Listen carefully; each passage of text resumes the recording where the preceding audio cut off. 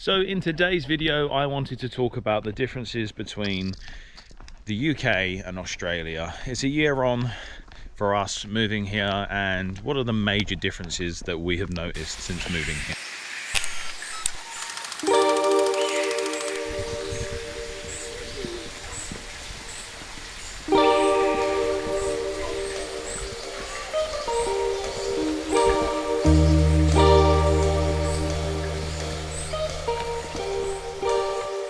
So the place that I am is called King Jarrah. King Jarrah. This is a tree that is estimated to be almost 500 years old.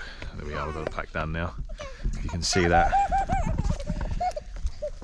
It is 2.6 meters in diameter, and the height is estimated to be 45 meters. Good afternoon everybody, welcome back to the channel. So today we are in a little place literally 5 minutes around the corner from where I live. Absolutely stunning, the greenery, the beauty, and this is winter. Anyway, today's video we're going to be talking about the differences between Australia and the UK. Obviously, one of the things that I've noticed about living here compared to the UK is the cost of living. Cost of living has gone up everywhere in the world. It isn't just the UK, it's here in Australia as well. However, when you work out the bills, the food shopping and all those things, it's just so much better. Now, there are a lot of differences and it's kind of hard to think about where to start. The first one, I suppose, is just even the air quality. Just walking around here, just the air you breathe is just so different. It's so quiet. I'm just so far away from the main civilization, the hustle and bustle and the dirty fumes, which is a polar opposite compared to what it was in the UK where I lived. I was in the basically the industrial heartland of the UK. Thurrock, if you know the UK at all, you'll understand exactly what I mean. I generally find that here in Australia the roads are a lot better maintained than they were in the UK, and I know some Australians would probably sort of go, oh, what, really? Yeah, the UK roads are bad. Potholes are everywhere, and yeah, you get the occasional pothole here, but in the UK, obviously with the weather as well, that's a big factor. Yeah, it's bad in the UK. So the roads and the conditions here are definitely a lot better for motorists. And even just things like this, I'm walking through the woods and there is nobody here, like literally nobody in the car park. It's quite close to where I live. The girls are running off.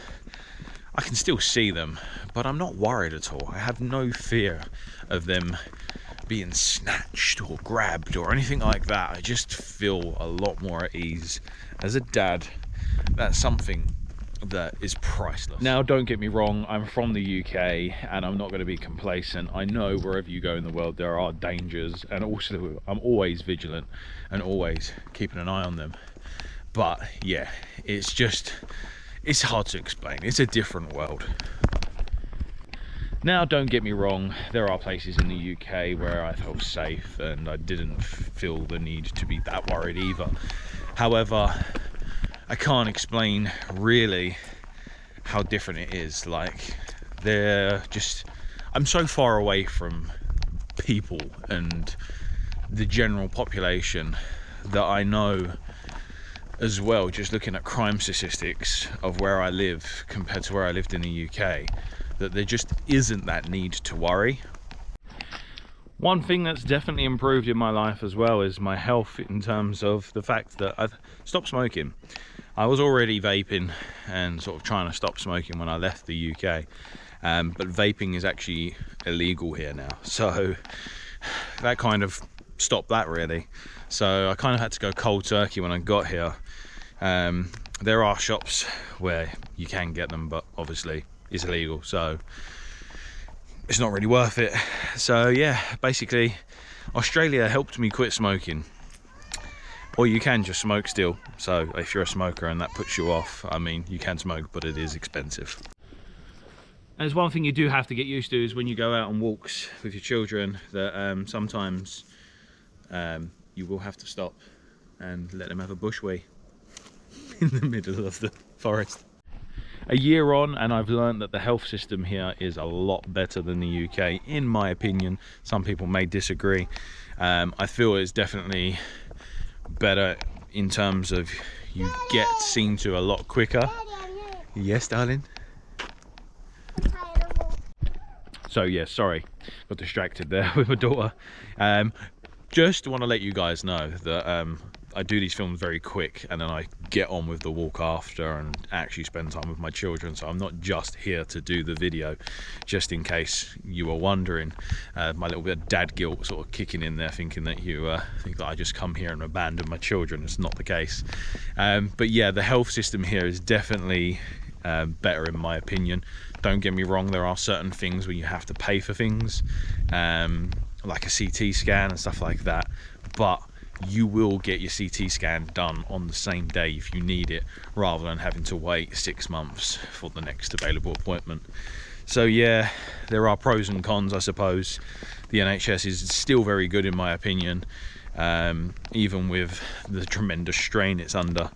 But I feel like here there's not as much pressure on the system, and you do have to pay for certain things, so that will put people that don't necessarily need to see a doctor off of going to see a doctor. So yeah, say what you want about that.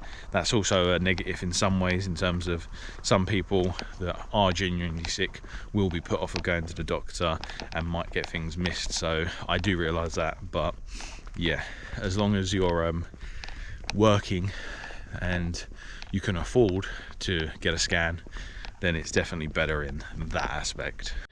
Social aspect of living in Australia, I guess this one is very varied and quite unique to individual people. Obviously I'm quite an outgoing person. I tend to put myself out there more than maybe your average person, so for me I found it quite, not easy, but definitely put myself out there and made some good friends already and socialized quite regularly.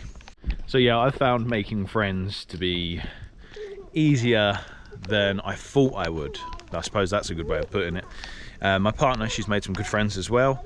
She finds it a little bit more difficult because she's a bit more of an introvert, but still, nevertheless, made some good friends. And yeah, I feel like we're probably a little bit more social than we would have been in the UK.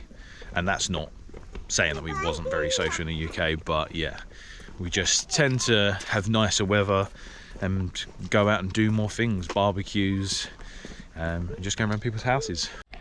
And now obviously this one is something that doesn't really apply to most people if they're moving to Australia, but in my experience here, living a bit rural, we don't really have the choices that we had back at home in terms of takeaways. So that's also helped me tremendously, because I am a sucker for fast food. Being a truck driver, I eat a lot of crap.